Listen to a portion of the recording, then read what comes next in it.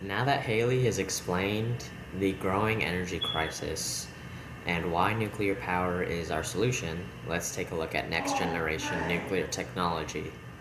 Next generation nuclear technology is focused on small modular reactors, also known as SMRs, which completely change nuclear power's scale, employment, and how it is built. ASMR is like taking a giant nuclear power plant and then changing its power, size, and maintenance to a smaller scale.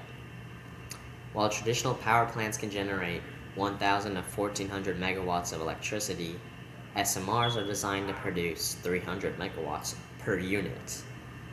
According to the IAEA 2024, the International Atomic Energy Agency.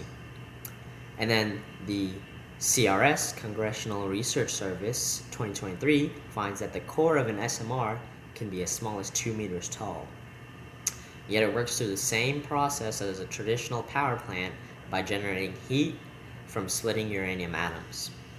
This big difference in size is listed as a new option for remote communities and small grids that don't have the space, staff, or need for a traditional power plant by the CRS 2023. And then, even once we move past the increased flexibility that is created by the difference in size between SMRs and nuclear power plants, SMRs are still a game changer because they are modular and can be manufactured in factories.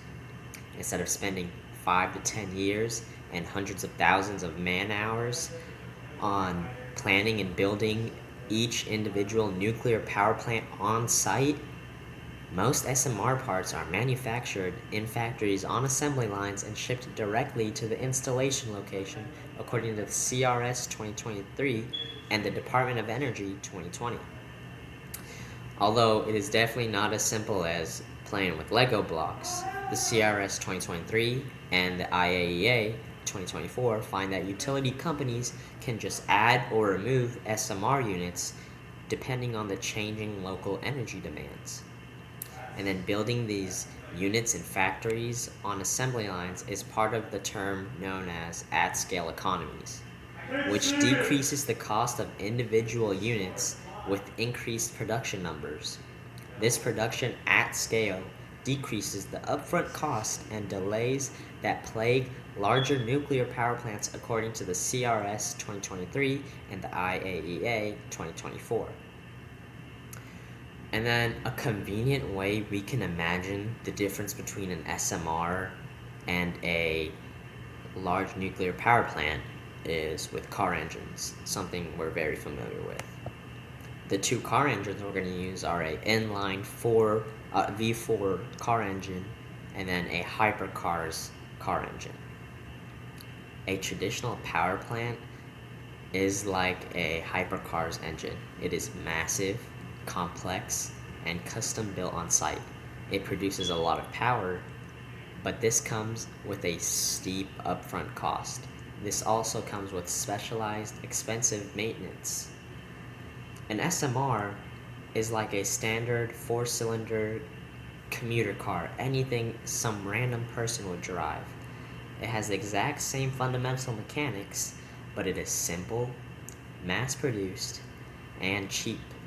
This increases the ease of operation and maintenance because the parts are standard and less likely to be highly specific. By being scaled down, SMRs make nuclear energy more accessible to smaller grids without losing the reliability and performance of nuclear power. Now that we've covered what SMRs are and how their costs, scale, and implementation differ from traditional power plants, Dylan will be walking us through the step-by-step of how SMRs generate power.